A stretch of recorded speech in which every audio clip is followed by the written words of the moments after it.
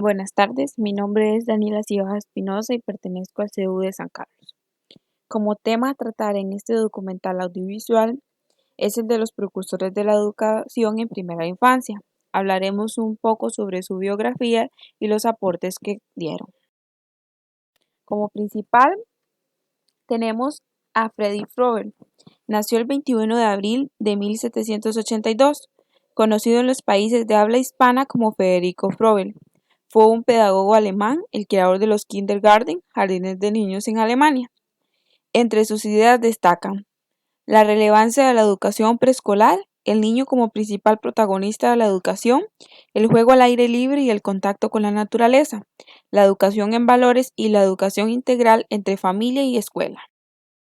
Tenemos a María Montessori, nació el 31 de agosto de 1870.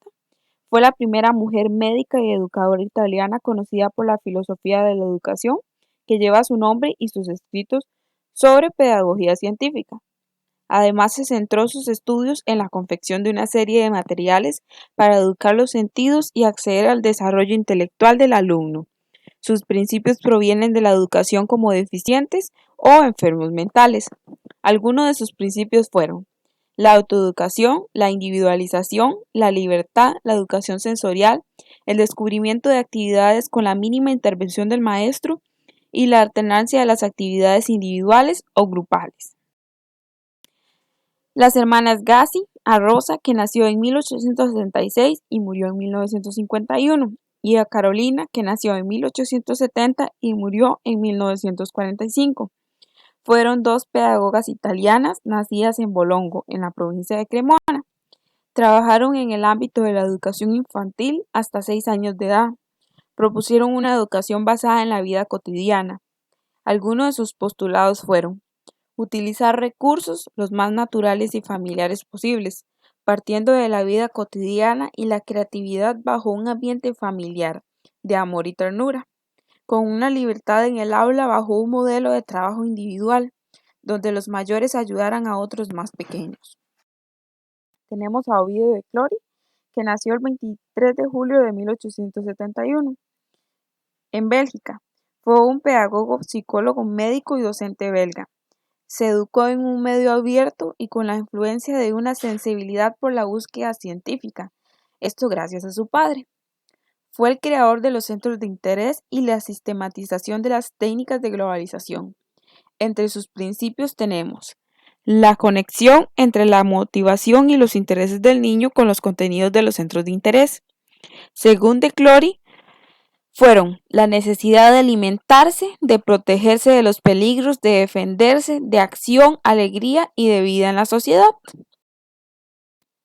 Tenemos a Enrique Pestalozzi, que su nacimiento fue el 12 de enero de 1746 en Suiza. Fue un influyente pedagogo, educador y reformador suizo, que aplicó los ideales de la última ilustración a la pedagogía. Fue el primero en considerar la educación desde una perspectiva psicológica, dando un paso más hacia la educación como bien social. Algunos principios pedagógicos que aportó Pestalozzi fue el de la naturalidad en el proceso pedagógico, principio que se deriva de la necesidad de la libertad en la educación del niño. Entonces es necesario que esté libre para que pueda actuar y pensar a su modo en contacto con todo lo que le rodea. La educación elemental se debe a partir de la observación de la experiencia y el interés de las actividades educativas. No enseñar nada que los niños no puedan ver. Como precursor costarricense tenemos a Omar Dengo, que nació el 9 de marzo de 1888 en San José. Fue un destacador educador, escritor, periodista, abogado, intelectual y humanista costarricense. En 1912, junto a su círculo de intelectuales, fundó el Centro Germinal, una pequeña escuela para la difusión de la cultura psicológica entre los obreros del país, que fungía como un medio para combatir los prejuicios sociales, religiosos y políticos que retardaban la evolución del proletario. Tenemos a la señora Carmen Lira, que nació el 15 de enero de 1887 en San José. Fue una escritora, pedagoga y política costarricense.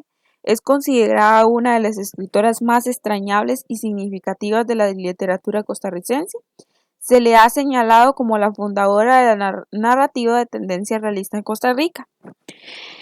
Fue una educadora por antonomasia y renovada de la docencia. Fundó y dirigió la Escuela Normal Montessori, desde la cual introdujo nuevas pedagogías educativas y el cual fue el primer centro de educación preescolar del país. Creó los primeros comedores escolares del país, sentó las bases de la bibliotecaria para la niñez y escribió los primeros textos con carácter social de la historia de la nación.